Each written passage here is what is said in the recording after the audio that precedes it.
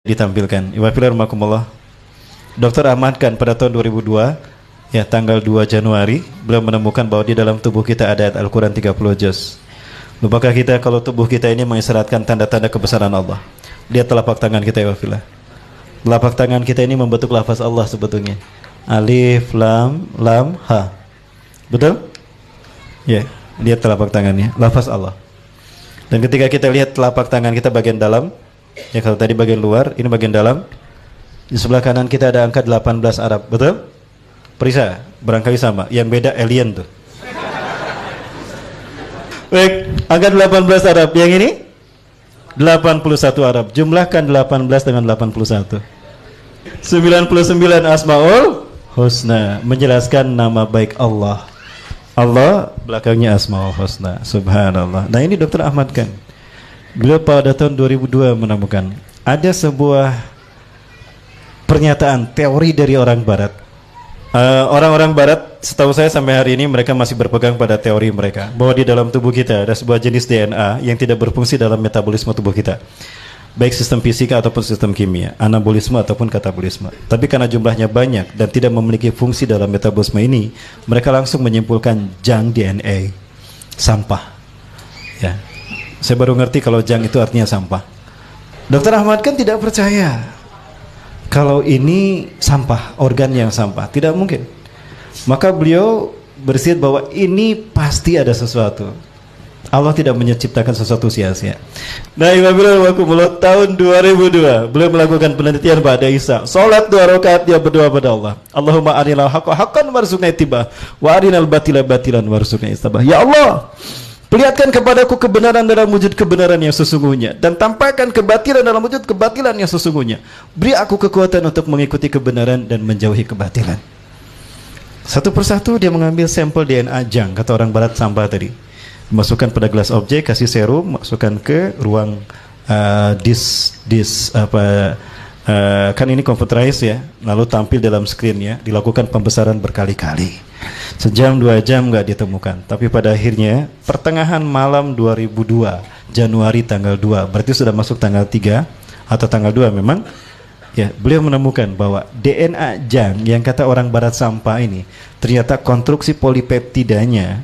Nah, ini konstruksi polipeptida, ini kode genetikanya. Ya, ini kalau mau contoh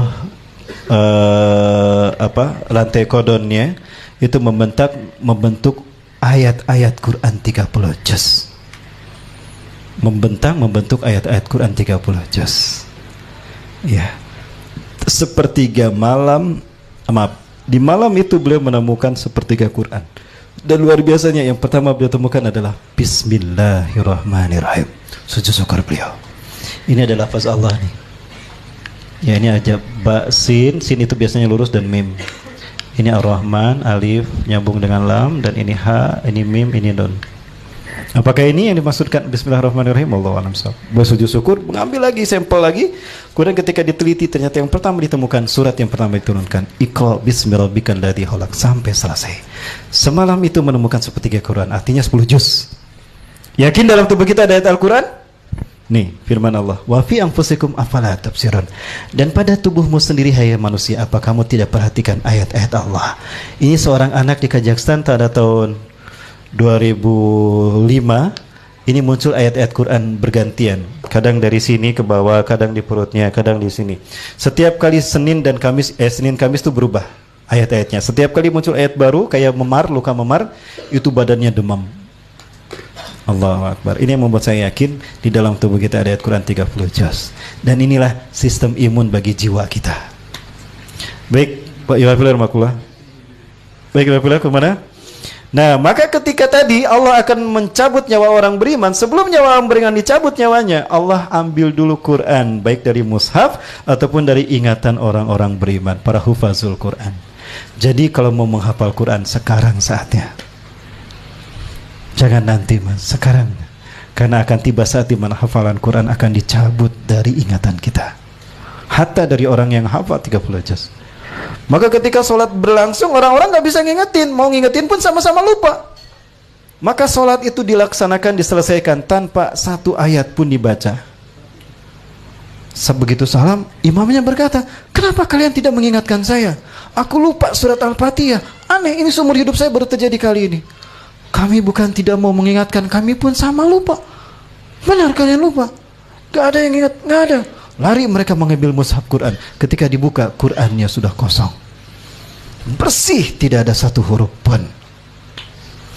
Dan pada saat itu orang-orang yang akan melaksanakan ibadah umroh dan haji pun mereka kebingungan. Kenapa? Ka'bah sudah diangkat dari pondasinya, dari tempatnya. Keanehan demi keanehan itu terjadi. Maka di saat itulah kemudian Allah beramai-ramai mencabut nyawa mereka dengan angin ilyin tadi. Subhanallah. Itulah ending ending dari kehidupan kita di alam fana ini.